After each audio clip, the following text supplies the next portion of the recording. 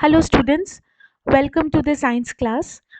In continuation of yesterday's chapter, again today we will discuss some more questions of the chapter number 7, Getting to Know Plants.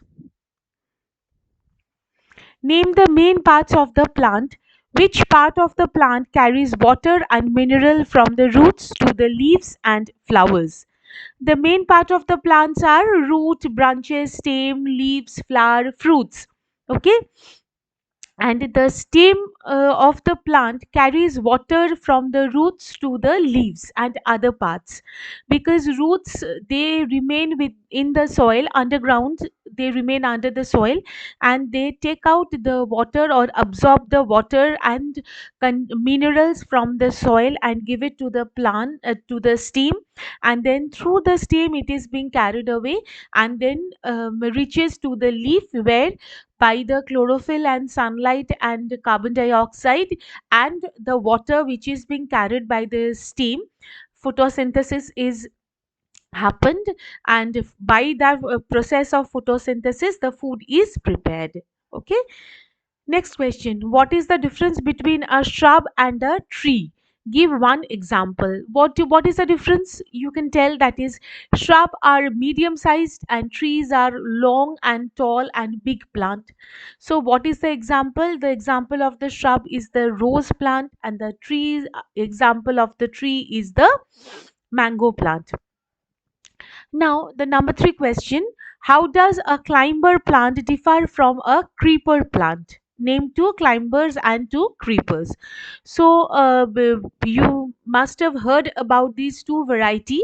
One is climber, one is creeper. Both the plants like they move up, but the main difference between the climber and the creeper is that climber have generally the climbing organs like tendrils, but the creepers they don't have such climbing organ, so they can't move up without any support. Or maybe the creepers generally, they, as they don't have a tendril like structure, so the climber plants seem to be climb up with a support.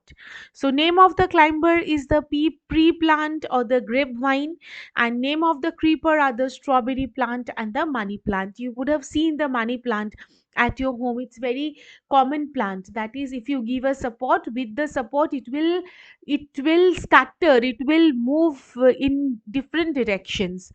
Okay, but they don't have any tendrils so that they can move up or climb up. Next is it possible to know the type of the roots of a plant without pulling it out? Yes, it is possible. It is very easy. By seeing only we can say whether the plant is having the taproot or a fibrous root, because if the leaves, every leaf has a venation, either it parallel or it reticulate. So if they have a reticulate venation, it will have taproot system, and if they have parallel venation, it will have fibrous root system. Next is the correct and rewrite the following sentences. So leaves hold the plant upright. What do you think? Yes, the stem holds the plant upright. Next, roots conduct water to the leaves, and the real answer is actually roots absorbs the water, but stem conducts the water. Okay. Next is stem absorbs the water and mineral from the salt, just the reverse one. The roots absorbs the water and mineral from the salt. Okay. Next one, what are herb, shrub and tree? Give two examples of each. What is herb? Herbs are the small plants. They have a soft and delicate stem. For example, tomato, paddy. Then shrub are medium sized plant with a hardy and woody stem, and they are branching out near the base, for example rose and the jasmine. And the trees are the tall and the big plants with hard and thick woody stem.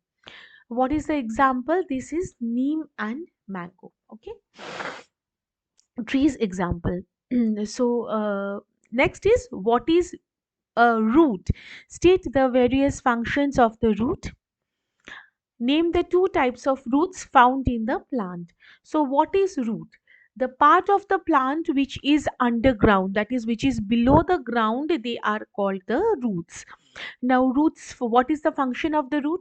These are these gives anchor to the plant. They absorb water and mineral from the soil, help in holding the soil together, and then these are all main functions. And this is the reason that is soil erosion is very much prevented if it is covered with the plant or if plants are there, because roots give the anchor, or gives roots anchor the plants to the soil, and also holding helps in holding the soil together, so the erosion is protected. Roots are mainly of two types. One is the tap root, another one is the fibrous root. Okay, so mainly two types of roots are seen. Next, what is the stem of a plant? State the various functions of the stems in the plant. So, the stem is above the ground, that is, which rise vertically up from the ground, is known as the stem. So what is the main function? First one, it holds the plant upright. Every plant is upright. They are moving away from the soil. This is because of they have a stem. And the stem of the plant, they carry water and minerals from the roots to the leaves and other parts. Stem carries the prepared food of the leaves to other parts of the plant, and the stem holds the leaves in such a way that the leaves are able to get the plenty of sunlight. Now, here comes the question, why the plenty of sunlight is required? Exactly. The plenty of sunlight is required because, with the help of the sunlight, they carry out a process known as photosynthesis. And for the food making process or photosynthesis process, needs lot of sunlight. So, this is the stem which makes the leaves orient in such a manner so that it gets the maximum sunlight. Next one. What is a leaf?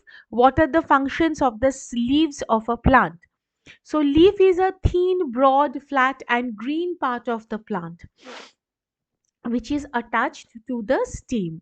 So what is the function? The most important and prominent function is it helps in the photosynthesis. That means it helps to prepare the food. Next one, the leaves get rid of the excess water of the plant, and this is the process known as the transpiration. The stomata which is present on the leaf, the excess water of the plant goes out through the stomata, and the leaves, they carry out the process of respiration in the plants, because process of respiration is the sign of a living system. They take in oxygen and liberate carbon dioxide, and the entire process, in this process, leaves help.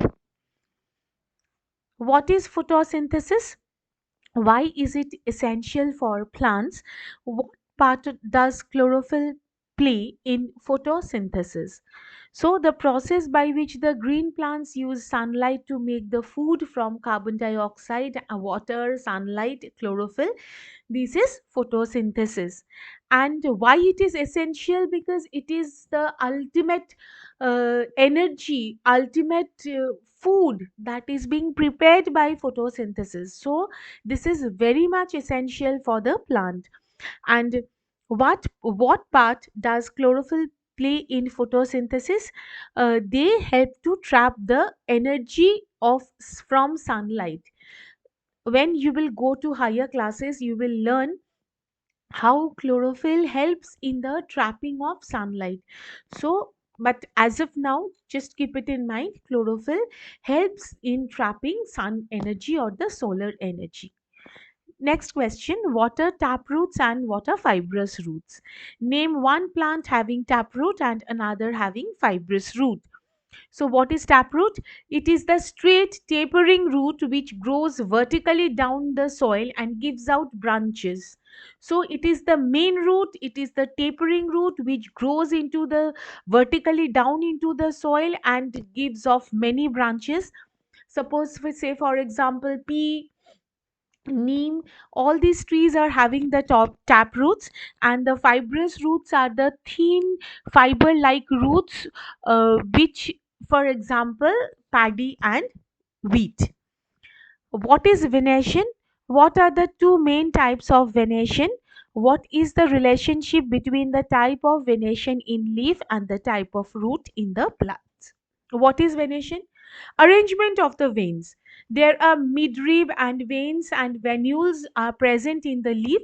The way they are being arranged on the leaf is called the venation. So, what are the two main types of venation? One is the reticulate venation, another one is the parallel venation. Two types. Reticulate, by names only you can understand it is forming a reticulum or a network like structure, and parallel venation means they are remaining parallel to each other. Okay, so by seeing these venations, we can assume or we can say what type of roots are present in this plant.